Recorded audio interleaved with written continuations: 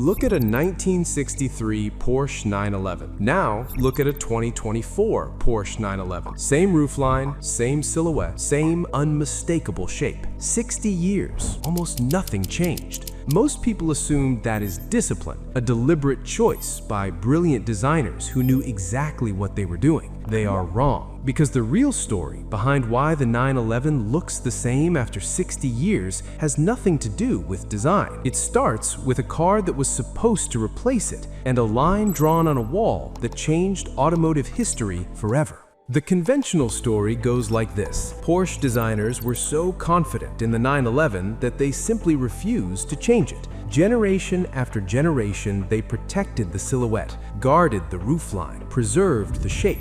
Brilliant, disciplined, intentional. That is the story Porsche tells today. But in the 1970s, inside Porsche's own boardroom, the 911 was considered a problem. The air-cooled rear engine layout was approaching its engineering limits. Safety regulations were tightening. Emission standards were rising. And Porsche's engineers believed the 911 could not survive what was coming. So they decided to replace it, not update it, replace it entirely. In 1977, Porsche introduced the 928, a grand touring with a front-mounted water-cooled V8. More comfortable, more modern, easier to drive, objectively superior in almost every measurable way.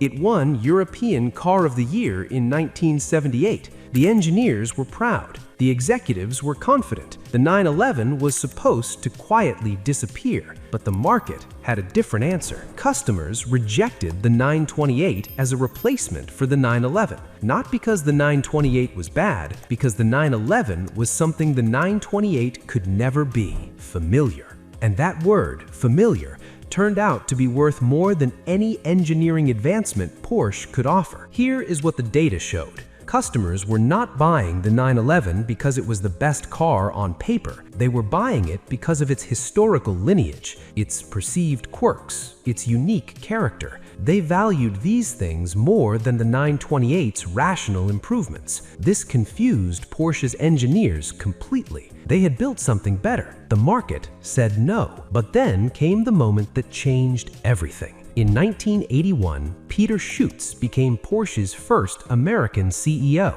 Shortly after arriving, he walked into the office of Helmuth Bott, Porsche's chief of engineering, and noticed something on the wall: a production chart. On that chart were 3 lines representing Porsche's 3 models: the 944, the 928, and the 911. The 944 and 928 lines extended far into the future. The 911 line stopped. It had an end date. Porsche's own engineering department had quietly scheduled the 911 for termination.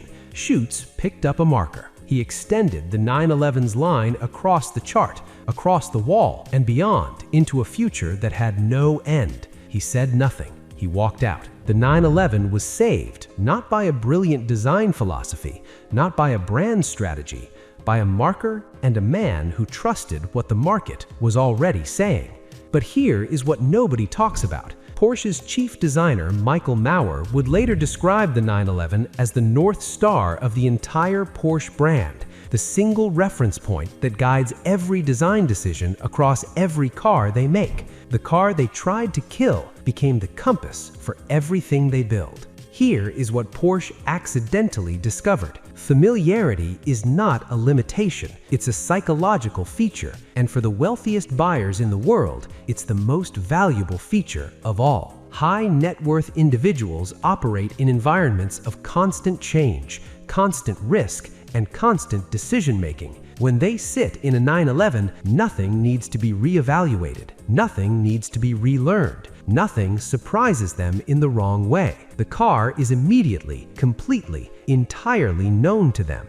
And that feeling, that psychological safety, is what they're actually buying. Porsche's own research confirmed it. They're not designing a car, they're engineering familiarity. And the brands that figured this out first, Porsche, Rolex, Hermes, Ferrari, are now the most valuable luxury brands on earth. Not because they changed the most, because they changed the least. This principle extends far beyond cars. The brands you trust most are almost never the ones that reinvented themselves. Apple's iPhone has looked roughly the same for 17 years. Rolex's Submariner has barely changed since 1953. Hermes Birkin, Levi's 501, Ray-Ban Wayfarers, every one of them understood something most brands never do. Consistency is not the absence of innovation, it's the deepest form of it. Because changing what you look like is easy. Building something so trusted that people resist you changing it,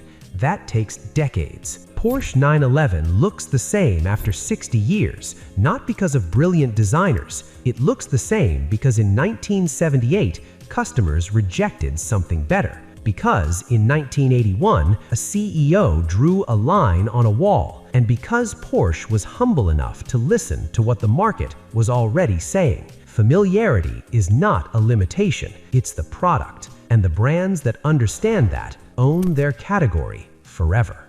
Welcome to the lineage, the story behind the cars everyone knows, but nobody truly understands.